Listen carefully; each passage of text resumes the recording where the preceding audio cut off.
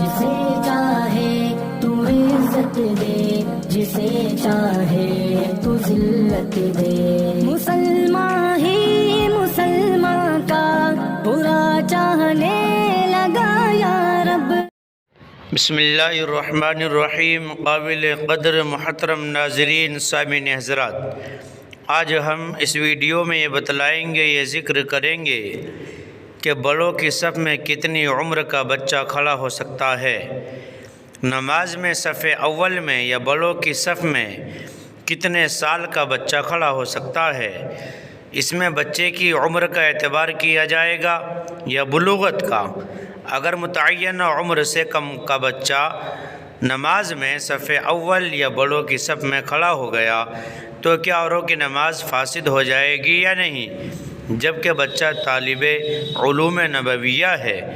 محترم ناظرین، ہماری ویڈیو پسند آئے لائک، شیئر اور کومنٹ کریں۔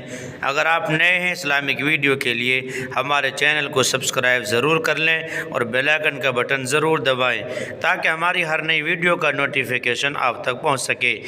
تو چلیے عرض کرتے ہیں کہ بڑوں کی صف میں کتنی عمر کا بچہ کھڑا ہو سکتا ہے۔ نماز میں صف اول میں پہلی صف میں یا بڑوں کی صف میں کتنے سال کا بچہ کھڑا ہو سکتا ہے؟ اس میں بچے کی عمر کا اعتبار کیا جائے گا یا بلوغت کا۔ اگر متعینہ عمر سے کم کا بچہ نماز میں صف اول یا بڑوں کی صف میں کھڑا ہو گیا تو کیا اوروں کی نماز فاسد ہو جائے گی یا نہیں، جبکہ بچہ طالب علوم نبویہ ہے؟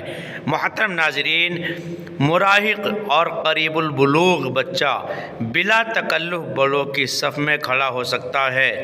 اگر اس سے چھوٹے بچے متعدد ہوں، چند ہوں، تو بہتر ہے کہ ان کی صف الگ بنائی جائے، اور دو ایک بچے ہوں تو ان کو بڑوں کی صف میں کھڑا کرنے میں کوئی حرج نہیں، اور کوئی بھی بچہ اگر بڑوں کی صف میں کھڑا ہو جائے تو اس سے بڑوں کی نماز میں کوئی خرابی نہیں آتی۔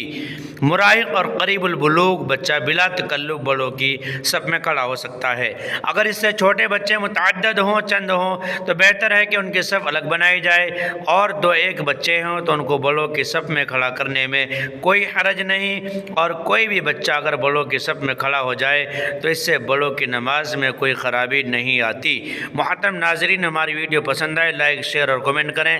اگر آپ نئے ہیں اسلامک ویڈیو کے لیے ہمارے چینل کو سبسکرائب ضرور کر لیں۔ فقط والسلام، واللہ اعلم بالصواب۔